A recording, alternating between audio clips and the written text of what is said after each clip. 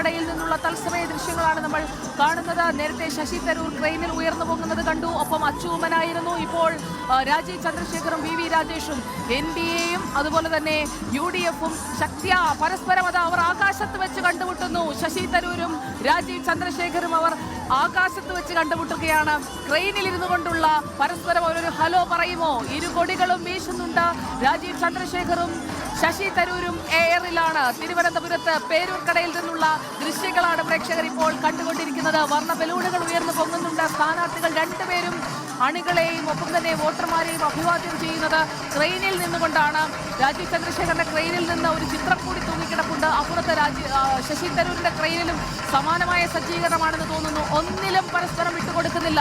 രണ്ടു കൂട്ടരും ഒപ്പത്തിനൊപ്പം പൊരുതുകയാണ്. പക്ഷേ കൊട്ടിക്കലാശം നടക്കുന്നയിടത്തേക്ക് ആദ്യമെത്തി പന്ന്യൻ രവീന്ദ്രൻ. അങ്ങനെ ശക്തമായ ത്രികോണ പോരാട്ടമാണ് തിരുവനന്തപുരം മണ്ഡലത്തിൽ നടക്കുന്നത് എന്ന് വ്യക്തമാക്കുന്ന ക്രെയിനിലേറിയുള്ള പ്രചാരണം, ആകാശം തൊടുന്ന പ്രചാരണം, അതിലേക്ക് എത്തുകയാണ് തിരുവനന്തപുരം മണ്ഡലം. ഇപ്പോൾ ഈ കൊട്ടിക്കലാശത്തിൽ ഏറ്റവും ആവേശത്തിൽ പ്രചാരണം നടക്കുന്നത്, കൊട്ടിക്കലാശത്തിന്റെ ഏറ്റവും വാശിയുള്ള കാഴ്ചകൾ കാണുന്നത് നമ്മൾ തിരുവനന്തപുരം മണ്ഡലത്തിൽ നിന്നാണ്. Sitting MP doctor Shashi Tharoor versus Rajeev Chandrasekhar. അതാണ് തിരുവനന്തപുരത്ത് ഇപ്പോൾ ആകാശത്ത് കാണുന്ന ദൃശ്യം. പന്ന്യൻ രവീന്ദ്രൻ നിലം തൊട്ട് സാധാരണക്കാർക്കൊപ്പം ഈ കൊട്ടിക്കലാശത്തിൽ പങ്കെടുക്കുന്നുമുണ്ട്. അതാണ് നമ്മൾ കണ്ടുകൊണ്ടിരിക്കുന്നത്. തിരുവനന്തപുരത്ത് നിന്നുള്ള ആവേശ കാഴ്ചകൾ.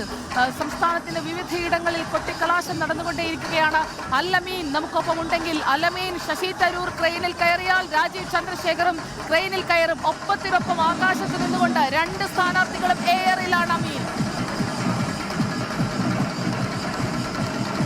അക്കാര്യത്തിൽ സംശയമല്ല. ഇന്ന് എയറിൽ നിൽക്കുന്നവർ 4-ാം തീയതി ആരാണ് യഥാർത്ഥത്തിൽ എയറിൽ പോകുന്നതെന്നുള്ളൊരു ചോദ്യം അത് പ്രസക്തമായി ശേഷിക്കുന്നു. ഏതായിരുന്നാലും പ്രതീക്ഷകളുടെ കൊടുമുടിയേറി ഇപ്പോൾ ശശി തരൂരും രാജീവ് ചന്ദ്രശേഖറും ആകാശ കാഴ്ചകളിലൂടെ പ്രവർത്തകരെ അഭിവാദ്യം ചെയ്യുകയാണ്. അവർ ട്രെയിനിൽ കയറുമ്പോൾ അത് പ്രതീക്ഷകളുടെ കൊടുമുടി കയറ്റമായി കൂടി വിശേഷിപ്പിക്കാം. പക്ഷേ ഈ കാഴ്ച നമ്മൾ കഴിഞ്ഞ കാലങ്ങളിൽ അല്ലെങ്കിൽ ഈ കഴിഞ്ഞ ഒരു മാസത്തെ പ്രചരണ വേളകളിലും നമ്മൾ കണ്ടതാണ്. പക്ഷേ അപ്പോഴൊക്കെയും നിലം തൊട്ട് നടത്തിയ പ്രചരണം അത് പന്ന്യൻ രവീന്ദ്രന്റെ വേറിട്ട പ്രചരണ കാഴ്ചയായിരുന്നു. ഇന്നും സമാനമാണ്.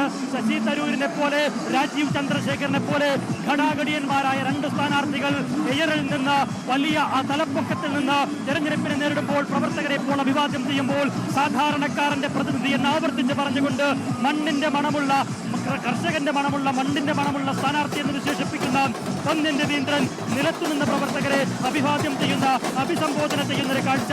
ഏതായാലും പ്രചരണത്തിന്റെ അവസാന മണിക്കൂർ അത് ആവേശത്തിന്റെ കൊടുമുടി കയറുകയാണ്. ആവേശത്തിന്റെ കൊടുമുടി കയറുമ്പോൾ പലരും ഒരു അക്രമാസക്തമാകുന്ന കാഴ്ച കൂടി, വൈകാരികമായി പ്രവർത്തകർ പ്രതികരിക്കുന്ന കാഴ്ച കൂടി നമുക്ക് കാണാം. ഇടത് പ്രവർത്തകർ, LDF പ്രവർത്തകർ സംഘടിച്ചു നിന്ന സ്ഥലത്തേക്ക് NDA പ്രവർത്തകർ ഒഴുകിയെത്തിയത് ഒരു സംഘർഷാന്തരീക്ഷം ഉടലെടുത്തിട്ടുണ്ട്. അതുപോലെ UDF പ്രവർത്തകരും BJP പ്രവർത്തകരും തമ്മിൽ ഒരു വാക്കേറ്റത്തിന്റെ സാഹചര്യം ഉണ്ടായത്